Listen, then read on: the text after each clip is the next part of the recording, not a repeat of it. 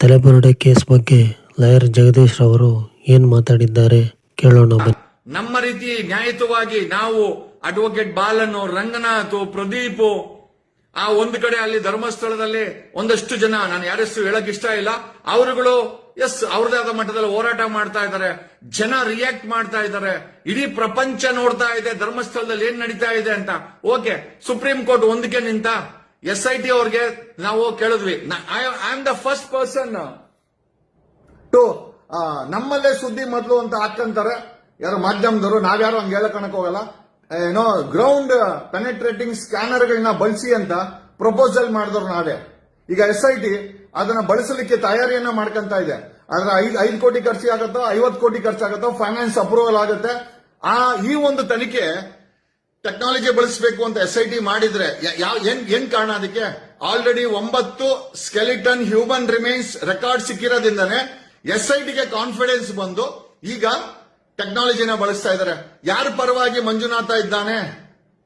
ಲೇ ಸಗಣಿ ಭಕ್ತರ, ಖಂಡಿತವಾಗಿ ನಿಮ್ಮ ಪರವಾಗಿ ಗೂಗಲ್ ಪೇ ಪರವಾಗಿ, ಫೋನ್ ಪೇ, ಅವನ್ ಯಾರೋ ಗಿಳಿ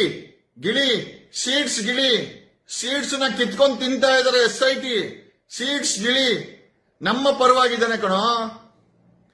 ಒಂದಂತೂ ನಿಜ, ಇವತ್ತಲ್ಲ ನಾಳೆ ಹರ್ಷೇಂದ್ರ ಜೈನ್ಗೆ SIT ನೋಟಿಸ್ ಅಂತೂ ಕೊಟ್ಟೇ ಕೊಡುತ್ತೆ. The first person will be interrogated, it will be Harshendra Jain. SIT ಅವರು ಮೊದಲ ವ್ಯಕ್ತಿ ಇಂಟ್ರಾಗೇಟ್ ಮಾಡಿದ್ರೆ ಹರ್ಷೇಂದ್ರ ಜೈನ್ ನ, ಆಮೇಲೆ ಎರಡನೇದು ಅವ್ರ ಮಗನನ್ನ. ಇದು ಬರೆದಿಟ್ಕೊಳ್ಳಿ, it is going to happen. ಇವತ್ತಲ್ಲ ನಾಳೆ SIT ಹರ್ಷೇಂದ್ರ ವೀರೇಂದ್ರ ಜೈನ್ ಅಲಿಯಾಸ್ ಹೆಗಡೆ ಅಂತ ಇಟ್ಕೊಂಡಿದಿರಲ್ಲ. ಓಕೆ, ಇವರುಗಳು ಜೈನ್ ಹೆಗಡೆ ಅಂತ ಹೆಸರಿಟ್ಕೊಳ್ತಾರೆ. ಇವರುಗಳು ಜೈನ್ ಸಮುದಾಯದವರು ಆದ್ರೂ ಕೂಡ ಶಿವನ ದೇವಸ್ಥಾನದ ಆಡಳಿತ ಮಂಡಳಿಯ ಅಧಿಕಾರವನ್ನ ವಹಿಸ್ಕೊಳ್ತಾರೆ.